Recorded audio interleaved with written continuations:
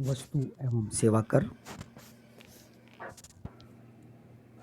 जय नारायण व्यास विश्वविद्यालय, एमकॉम अंतिम वर्ष लेखांकन, परीक्षा 2021, पेपर 203 के इस 23वें भाग में आपका पुनः स्वागत।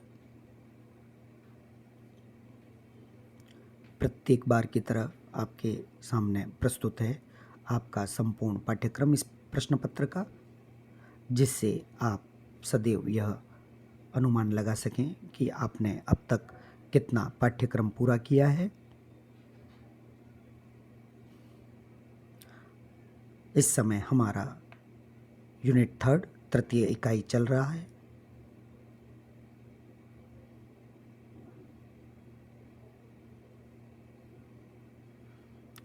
प्रासंगिक परिभाषाओं के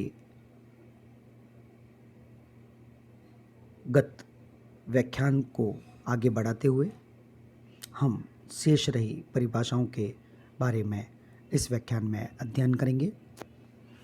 the next important definition is supplier. अगली महत्वपूर्ण परिभाषा है पूर्तिकर्ता।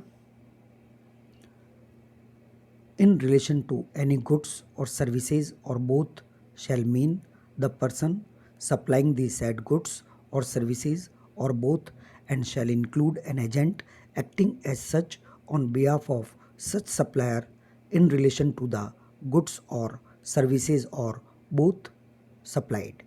Section 2 subsection 105। किसी भी सामान या सेवाओं या दोनों के संबंध में पूर्तिकर्ता का अर्थ उस सामान या सेवाओं या दोनों की पूर्ति करने वाला व्यक्ति होगा, और इसमें ऐसे एजेंट को शामिल करना होगा जो माल या सेवाओं या दोनों के संबंध में ऐसे पूर्तिकर्ता की ओर से पूर्ति करता है। धारा 2 उपधारा 105। Taxable person means a person who is registered or liable to be registered under section 22 or section 24 of this act as per section 2 subsection 107। धारा 2 उपधारा 107 के अनुसार कर योग्य व्यक्ति का अर्थ है एक व्यक्ति जो इस अधिनियम की धारा 22 या धारा 24 के तहत पंजीकृत या पंजीकृत होने के लिए उत्तरदायी है। Taxable supply means a supply of goods or services or both which is leviable to tax under CGST Act as per section 2 subsection 108। धारा 2 उपधारा 108 के अनुसार कर योग्य पूर्ति का आशय माल या सेवाओं की पूर्ति से है जो इस अधिनियम के तहत कर के लिए उद्ग्रहण योग्य है।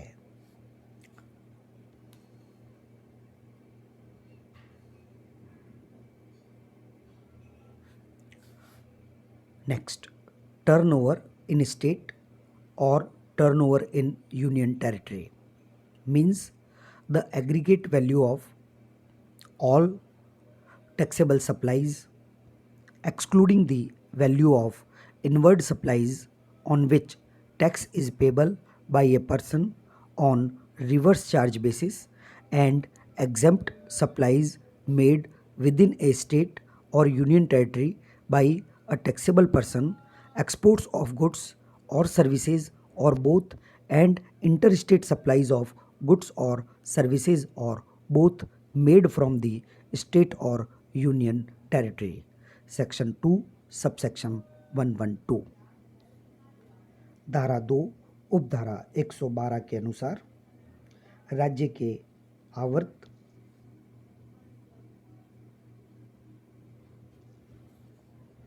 या संघ राज्य क्षेत्र के आवर्त, इससे आशय किसी कर योग्य व्यक्ति द्वारा किसी राज्य या संघ राज्य क्षेत्र के भीतर की गई समस्त कर योग्य पूर्ति ऐसी आवक पूर्ति के मूल्य को सम्मिलित करते हुए जिस पर किसी व्यक्ति द्वारा विपरीत प्रभार के आधार पर कर देय है और छूट प्राप्त पूर्ति उक्त कर योग्य व्यक्ति द्वारा माल या सेवाओं या दोनों के निर्यात और राज्य या संघ राज्य क्षेत्र से की गई माल या सेवाओं या दोनों का अंतर्राज्य पूर्ति के कुल मूल्य से है, किंतु इसमें केंद्रीय कर, राज्य कर, संघ राज्य कर, एकीकृत कर और उपकर सम्मिलित नहीं हैं।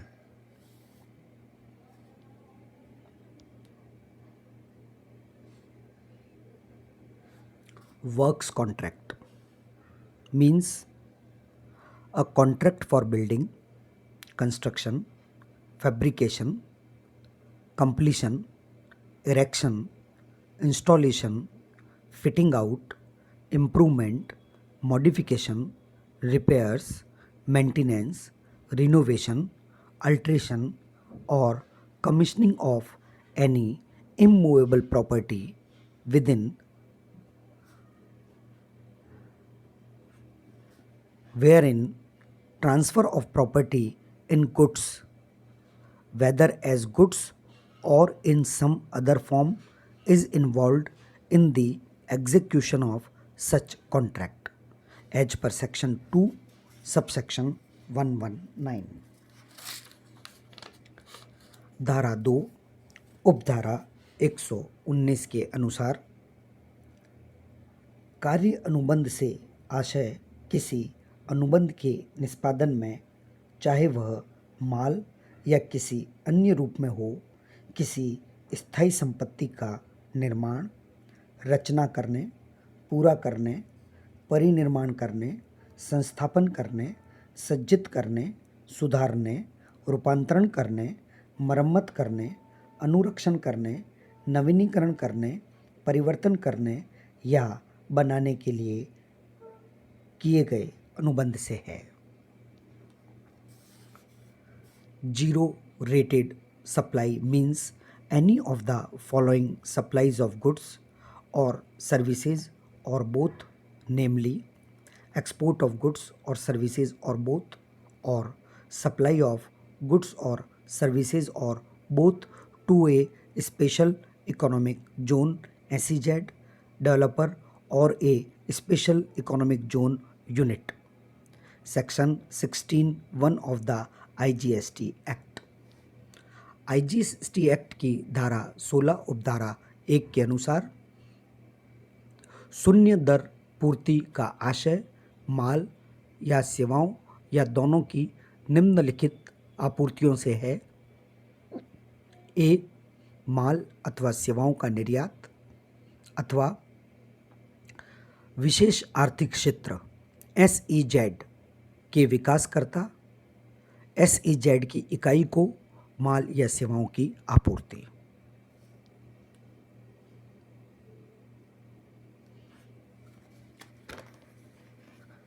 After discussion about relevant definitions, now the next topic to discuss is eligibility and conditions for taking input tax credit as per section 16।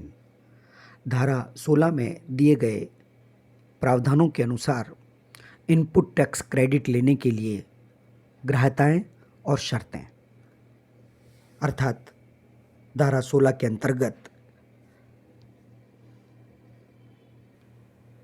दिए गए वैधानिक प्रावधानों का अब हम अध्ययन प्रारंभ करेंगे। स्टैट्यूटरी प्रोविजंस वैधानिक प्रावधान सेक्शन 16 धारा 16 eligibility and conditions for taking input tax credit. Input tax credit की ग्राह्यता और शर्तें। Sub clause, subsection and clause, उपधाराएं और वाक्य। पर्टिकुलर्स विवरण। Number 1, every registered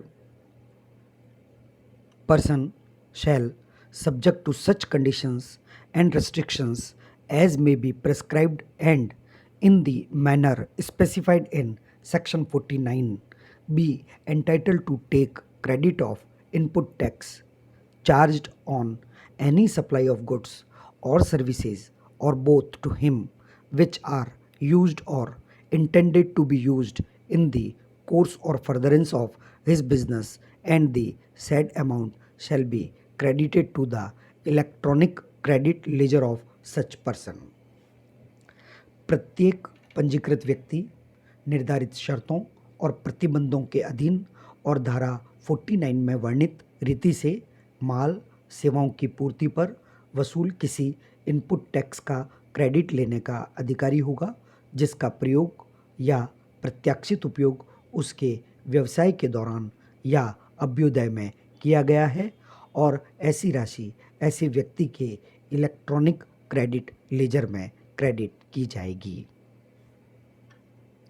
subsection 2, notwithstanding anything contained in this section, no registered person shall be entitled to the credit of any input tax in respect of any supply of goods or services or both to him unless। इस धारा में निहित किसी उल्लेख पर ध्यान नहीं देते हुए कोई पंजीकृत व्यक्ति ऐसी इनपुट टैक्स क्रेडिट का अधिकारी नहीं होगा जिसका संबंध माल सेवाओं अथवा दोनों की आपूर्ति से है, जबकि a he is in possession of a tax invoice or debit note issued by a supplier registered under this act or such other tax paying document as may be prescribed। ए इस अधिनियम के अधीन पंजीकृत किसी पूर्तिकर्ता द्वारा निर्गमित कोई कर बीजक या डेबिट नोट अथवा अन्य कोई निर्धारित कर भुगतान प्रपत्र उसके अधिकार में नहीं है। B explanation.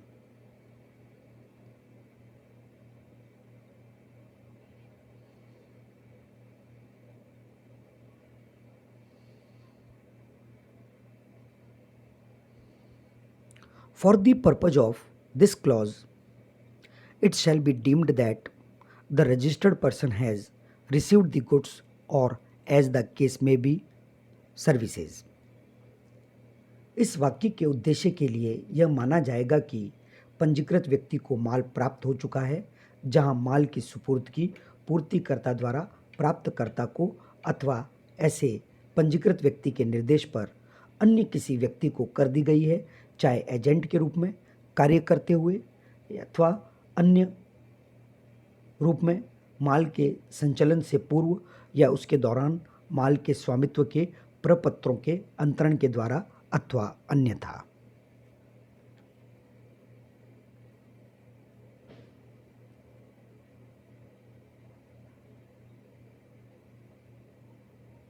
Where the goods are delivered by the supplier to a recipient or any other person on the direction of such registered person, whether acting as an agent or otherwise, before or during movement of goods, either by way of transfer of document of title to goods or otherwise।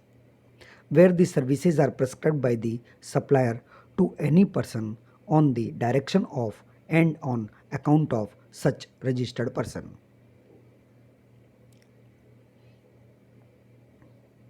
C. Subject to the provisions of section 41, the tax charged in respect of such supply has been actually paid to the government either in cash or through utilization of input tax credit admissible in respect of the said supply। धारा 41 के प्रावधानों के अधीन ऐसी पूर्ति के संबंध में वसूल कर वास्तव में सरकार को भुगतान कर दिया गया है नगद रूप में अथवा ऐसी पूर्ति के संबंध में मान्य इनपुट टैक्स क्रेडिट के उपयोग के द्वारा। And D he has furnished the return under section 39, उसने धारा 39 के अधीन विवरणी प्रस्तुत कर दी है। Provided that where the goods against an invoice are received in lots or installments, the registered person shall be entitled to take credit upon receipt of the last lot or installment. उल्लिखित है कि किसी बीजक के अधीन माल lots या किस्तों में प्राप्त हुआ है, पंजीकृत व्यक्तियों को क्रेडिट का अधिकार अंतिम किस्त या अंतिम लॉट की प्राप्ति पर ही होगा. Provided further that where a recipient fails to pay the supplier of goods or services or both other than the supplies on which tax is payable or reverse charge basis, the amount towards the value of supply along with tax payable thereon within a period of 180 days from the date of issue of invoice by the supplier, an amount equal to the input tax credit availed by the recipient shall be added to his input tax liability along with interest thereon in such manner as may be prescribed. साथ ही उल्लिखित है कि यदि कोई प्राप्तकर्ता माल सेवाओं के पूर्तिकर्ता को भुगतान करने में असफल रहता है, उन पूर्तियों को छोड़कर जिन पर प्रतिलोमी प्रभार के अधीन कर देय है, पूर्ति का मूल्य और उस पर देय कर सहित पूर्तिकर्ता द्वारा बीजक निर्गमन की तिथि से 180 दिन के अंदर प्राप्तकर्ता द्वारा प्रयुक्त इनपुट टैक्स क्रेडिट के बराबर राशि उसके कर दायित्व में जोड़ दी जाएगी, उस पर ब्याज सहित ऐसी विधि से जो इस संबंध में निर्धारित की जाएगी.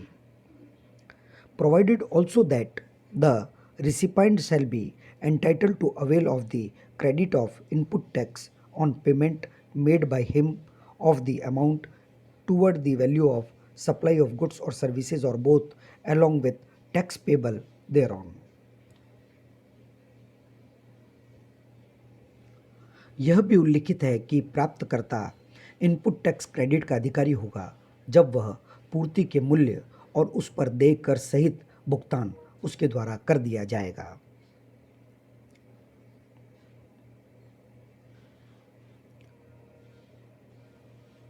Subsection 3.